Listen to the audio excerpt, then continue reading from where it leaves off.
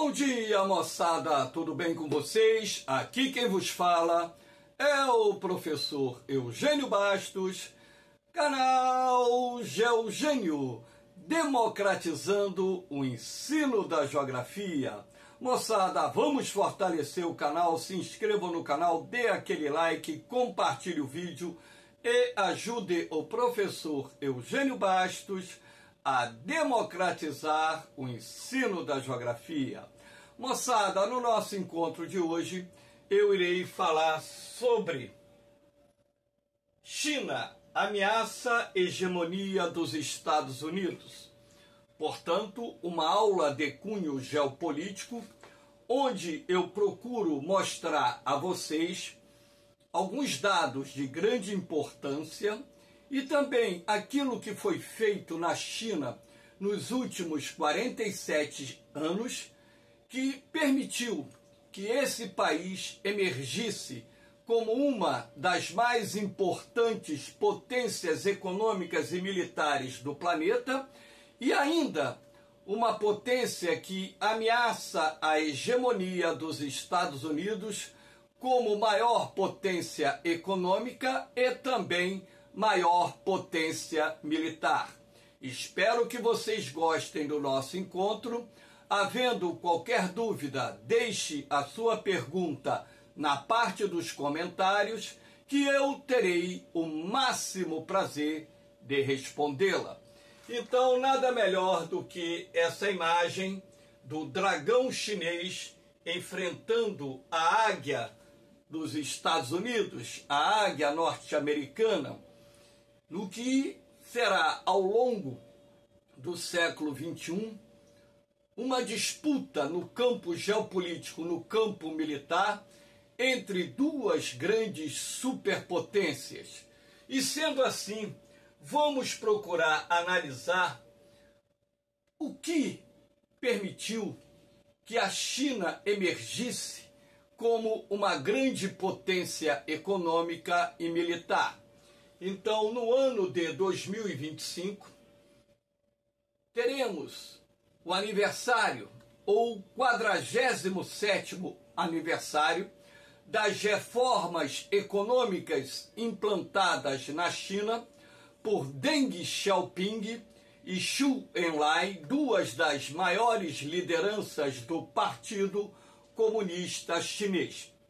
Lembrando que a China, em 1949, através da sua Revolução Comunista, transformou-se num país pseudo-comunista. E sendo assim, nós temos agora o aniversário de 78 anos da Revolução Comunista Chinesa, que levou ao poder naquela época Mao Tse-tung, um dos líderes revolucionários mais importantes da Revolução Chinesa.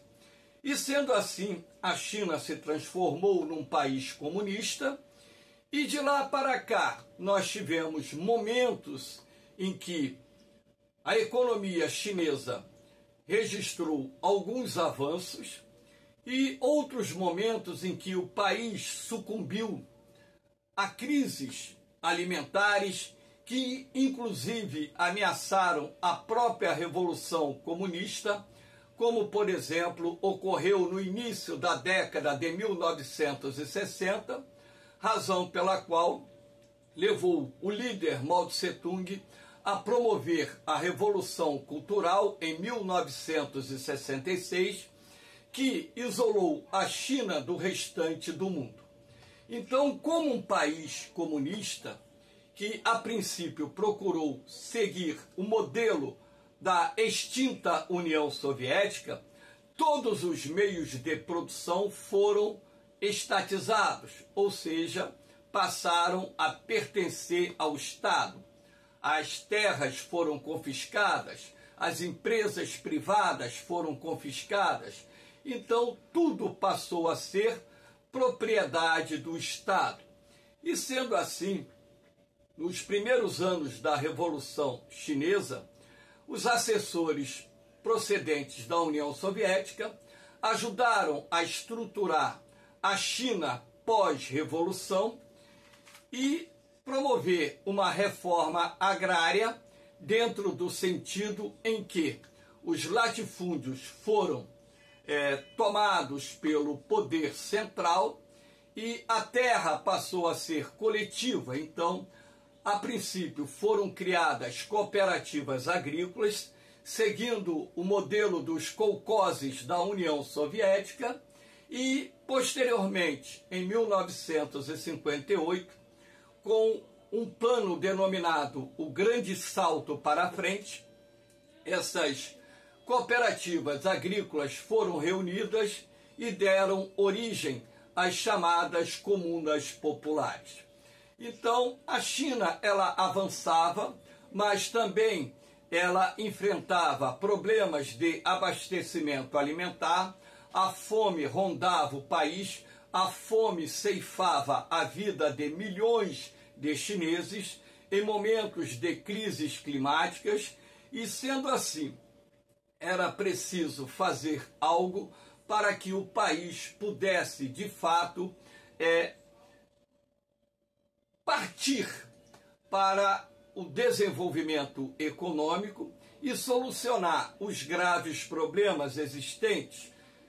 Investiu-se muito em infraestrutura, investiu-se muito em indústria de base, indústrias de máquinas e equipamentos, mas, a priori, a princípio, o que a China fez foi priorizar o seu problema principal, que era abastecer o mercado interno através de procedimentos adotados no campo, na medida em que era preciso resolver o problema da fome. E a China, portanto, ela conseguiu avançar em várias áreas, mas não ao ponto do país se transformar numa potência econômica naquela época.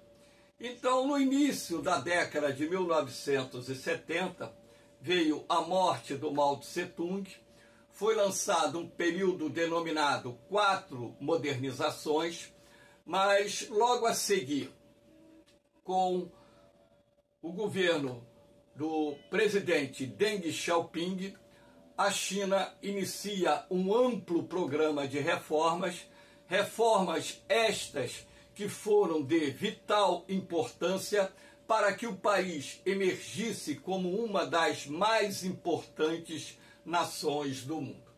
Então, nós tivemos aqui, dentro do contexto dessas reformas econômicas, alguns tópicos que eu destaquei que são considerados de grande relevância, como, por exemplo, a abertura econômica. Lembrando que no período da Revolução Cultural, iniciada em 1966 e que se estendeu até por volta do início da década de 1970, a China se manteve isolada do restante do mundo, como é hoje, por exemplo, a Coreia do Norte. Então, a abertura econômica foi importante para atrair o capital internacional como forma de estimular o desenvolvimento econômico, o desenvolvimento industrial, o desenvolvimento tecnológico da China. A introdução de mecanismos de mercado, então a China passa a adotar procedimentos da economia de mercado como um todo, né? Tanto é assim que hoje é comum nós falarmos o seguinte: a China tem um governo dos sistemas, ou seja, a China adotou um sistema alternativo ao capitalismo e ao socialismo, que foi batizado por muitos como socialismo de mercado. Formação das joint venture.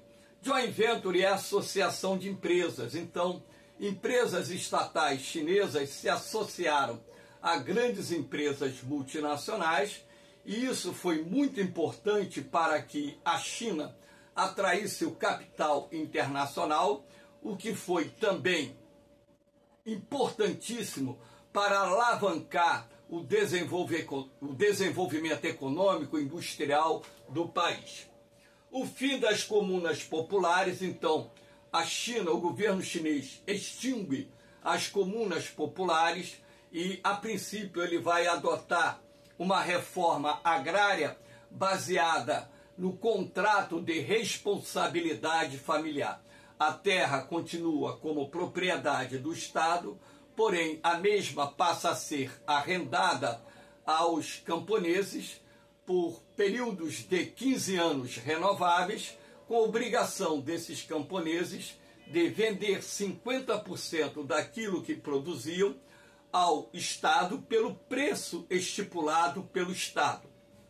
O restante poderia ser vendido livremente no mercado. Esse sistema foi aperfeiçoado e está em vigor até os dias atuais. Criação de zonas econômicas especiais, as ZEEs, como são conhecidas, em importantes cidades costeiras, localizadas na China Oriental. As ZEEs acabaram se transformando em espécies de portos seguros para investimentos estrangeiros, razão pela qual hoje essas ZEEs possuem grandes parques industriais, moderníssimos portos, e a finalidade inicial das zonas econômicas especiais era produzir prioritariamente para o mercado internacional. Claro que parte da produção também destina-se ao mercado interno. A reforma gradual das empresas estatais, isso foi importantíssimo, a partir do momento em que era preciso reduzir a burocracia existente dentro do país, dando maior autonomia gerencial administrativa às empresas estatais, de forma a transformá-las em empresas altamente competitivas e rentáveis. Claro que o governo chinês também vendeu algumas empresas estatais, foram privatizadas, mas no seu conjunto as empresas estatais receberam maior autonomia gerencial, o que de certa forma foi de grande importância para que elas pudessem adquirir não só a competitividade, mas também se desenvolver dentro do cenário econômico interno e também se destacar dentro do cenário internacional. Aqui nós temos as reformas no campo introduzidas em 1978, aquilo que eu disse, né? A terra continua sendo propriedade do Estado, porém ela passou a ser arrendada por um sistema denominado contrato de responsabilidade familiar. Então, o camponês, ele arrenda a terra por um período de 15 anos renováveis, com a obrigação de vender 50% de tudo que ali era produzido para o Estado. E o restante ele poderia comercializar livremente, não só para o Estado, mas também para os armazéns privados que surgiram no país. O contrato de responsabilidade familiar foi de suma importância porque deu uma contribuição enorme para a modernização da agricultura chinesa. A China figura entre os maiores produtores mundiais de soja, é o maior produtor mundial de arroz, é o segundo maior produtor mundial de milho e tantos outros produtos em que o país se destaca na produção mundial. Claro que com a segunda maior população absoluta do planeta, na atualidade, a China, mais do que nunca, precisa produzir muitos alimentos, mas também quero deixar bem claro que a China importa uma grande quantidade de alimentos, inclusive aqui do Brasil, da Argentina, dos Estados Unidos e de outros mercados internacionais. Então, as reformas no campo, elas foram de vital importância, não só para a modernização das atividades agrárias, assim como para o aumento da produtividade e da produção agrícola, reduzindo, de certa forma, as ameaças de desabastecimento e crises alimentares no território chinês. Aqui nós temos a implantação das zonas econômicas especiais, as chamadas ZEEs, nada melhor do que esse mapa da China para mostrar que as ZEEs elas foram implantadas no litoral, não só as ZEEs como as cidades de economias liberadas. Por que isso? Porque a ideia central do governo chinês, através da criação das ZEEs, era atrair o capital internacional e, a partir daí, criar as joint ventures, associações entre empresas estatais chinesas e empresas multinacionais, e produzir principalmente para o mercado internacional, até mesmo porque naquela época a população chinesa ainda tinha um poder de compra muito baixo, porque os salários na China eram muito baixos. Ainda são, até hoje, salários baixos quando comparados aos salários que são pagos nos países de maior desenvolvimento econômico. Mas os trabalhadores chineses, hoje, vamos dizer assim, de forma comparativa, ganham bem mais do que ganhavam há 47, 46, 45, 40 anos atrás. Então, quais são as grandes vantagens oferecidas pela China às empresas multinacionais? Mão de obra abundante e barata. Aquilo que eu disse, a mão de obra chinesa, quando comparada à mão de obra dos países de maior desenvolvimento econômico, ela é mais barata. Isso contribui para que o custo de produção na China venha a ser mais baixo. Grande mercado consumidor. A China detém hoje o segundo maior mercado consumidor, porque a China é, da atualidade, o segundo país de maior população absoluta. Mas naquela época, a China era o país mais populoso do mundo. Então, o mercado consumidor em expansão, logicamente que significaria para os investidores estrangeiros oportunidades enormes para ampliarem seus ganhos, seus lucros.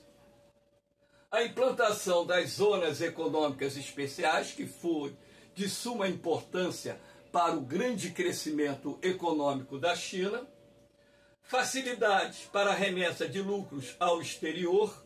Então, essa política da China para facilitar a remessa de lucros para o exterior também é adotada por outros países em desenvolvimento. Logicamente que a empresa multinacional ela só investe num determinado país se esse país ofertar uma política que favoreça a remessa de lucros ao exterior. Senão ninguém vai colocar investimento em país nenhum. Presença de uma boa infraestrutura. A China investe uma soma enorme de recursos em infraestrutura de transportes, energia e comunicações. E o desenvolvimento da infraestrutura é de vital importância para todos os setores da economia. Então a China dispõe na atualidade de uma infraestrutura muito boa, tornando-se também, dentro desse contexto, um porto seguro para os investidores. Taxas de câmbio favoráveis. A moeda chinesa é bem mais desvalorizada em relação ao dólar. Se eu não me engano, um dólar equivale a um pouco mais de 7 yuans, que é a moeda chinesa. Sendo assim, os preços saem da China, os produtos, na verdade, saem da China com preços extremamente competitivos no mercado internacional, razão pela qual a China hoje participa com aproximadamente 10% de todo o comércio mundial. Concessão de incentivos fiscais que correspondem à isenção parcial ou total de determinados impostos por um determinado período para atrair os investimentos estrangeiros. Então, esses fatores e outros de menor relevância foram de suma importância para que a China se transformasse numa espécie de porto seguro para as empresas multinacionais procedentes de vários países, inclusive aqui do Brasil.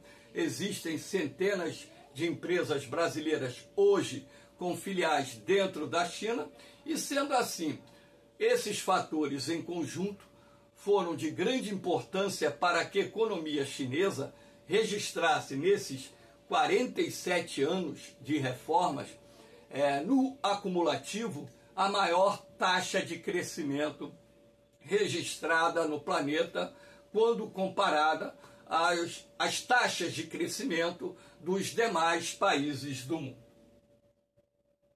Aqui nós temos a evolução do PIB da China em bilhões. Aqui essa evolução não retrata o período do início das reformas. Ele parte de 1994. Repare, 1994, portanto, 31 anos atrás, né, a China tinha um PIB de 566,6 bilhões de dólares. Repare que 31 anos depois, né, 30 anos, né, porque esses dados aqui já são de fevereiro de 2025, mas 30 anos depois, olha o PIB da China, 18 trilhões 270 bilhões de dólares.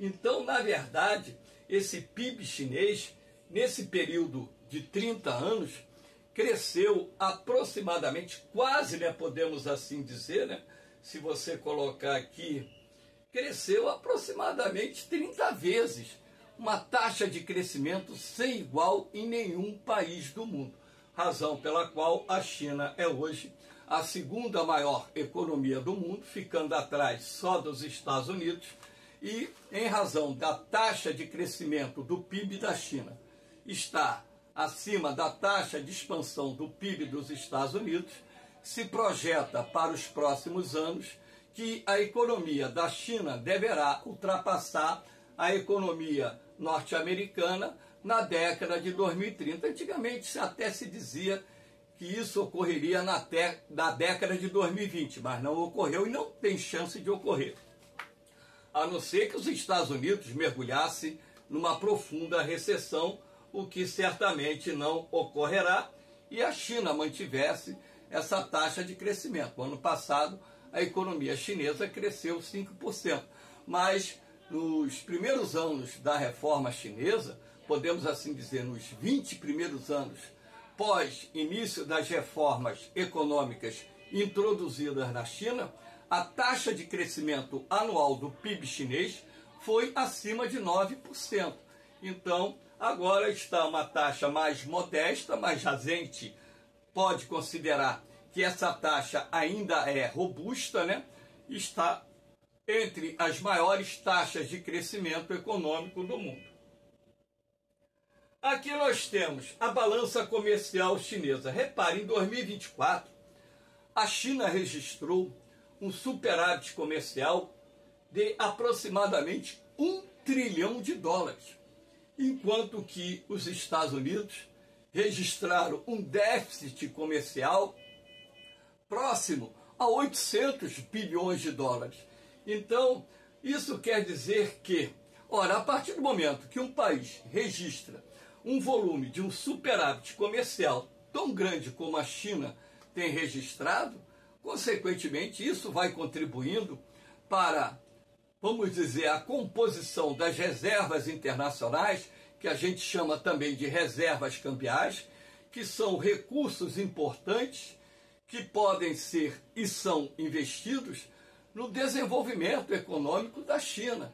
Então, a China é um país que vem crescendo a taxas muito significativas, com obras em tudo quanto é canto do país, e a modernização da China não para. Tu vai hoje em importantes metrópoles da China, você pensa estar em determinadas áreas, não em todas as cidades, mas em determinadas áreas das cidades, entrando no mundo futurista, tamanha a modernidade que vem sendo implantada no país.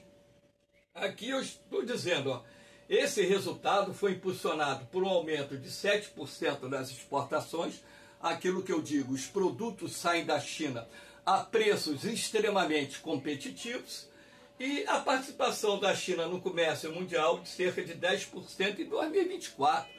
Nós temos aproximadamente 200 países no mundo, e a China sozinha respondendo por cerca de 10% de todo o comércio mundial. Isso serve para que vocês tenham, por exemplo, uma referência do dinamismo, do potencial da economia existente na China. Aqui nós temos um cinturão e uma rota, a nova Rota da Seda, inclusive, existe aí no canal uma aula específica sobre isso, né? Um projeto que foi desenvolvido lá na década passada para que a China ampliasse a sua participação no comércio internacional através de investimentos em obras de infraestrutura, principalmente ferroviária, também rodoviária, e ainda também essa rota utilizando o transporte marítimo, os corredores de transporte marítimo, como forma de promover uma maior integração da China no mercado internacional, de maneira que isso permitisse a ampliação das vendas dos produtos chineses a diversos países do mundo e também ampliação das importações daquilo que a China mais compra, que é sobretudo commodities, produtos primários como petróleo, gás natural, produtos alimentares, minerais metálicos, que alimentam o gigantesco parque industrial existente na China. A China é hoje o país que tem o maior volume de investimentos na África. Os investimentos da China, aqui na América Latina, cresceram nos últimos anos de maneira bastante significativa. Esses investimentos são muito grandes lá no sul da Ásia, também na Europa Oriental. A China está aumentando a sua participação a nível de investimentos e comércio com os países do Oriente Médio. E sendo assim, você percebe que existe uma política de Estado muito forte, consolidada, que tem por objetivo transformar a China na maior potência econômica e também na maior potência militar do planeta. Não deixem de assistir essa aula lá no canal sobre o Cinturão Uma Rota, esse grande projeto que eu esmiuço esse projeto para que vocês possam entender as estratégias no campo geopolítico adotado pelo governo chinês para ampliar sua participação no mercado internacional. O comércio entre a China e os Estados Unidos. Repare, a China exportou mais de 400 bilhões de dólares para os Estados Unidos em 2024, obtendo um superávit comercial junto aos Estados Unidos superior a 300 bilhões de dólares. Ou seja, daqueles quase 1 trilhão de dólares que a China obteve a nível de superávit comercial no comércio internacional, cerca de 30% aproximadamente desse superávit foi com os Estados Unidos. Aí você começa a entender o porquê da política do presidente Donald Trump em taxar produtos chineses como forma de reduzir esse déficit comercial dos Estados Unidos junto à China. E logicamente que tal medida já está desencadeando novamente uma guerra comercial entre Estados Unidos e a China, assim como também o Trump está adotando medidas de taxação junto a outros mercados do mundo, União Europeia, Canadá, México, Brasil e por aí vai, porque o governo norte-americano está partindo para uma guerra comercial dentro do princípio do protecionismo econômico. Isso vocês, logicamente, que têm que entender como um assunto de grande relevância que será cobrado nos concursos no ano de 2025, 2026 e por aí vai. Aqui nós temos reservas internacionais da China superam 3 trilhões 227 bilhões de dólares em 2025.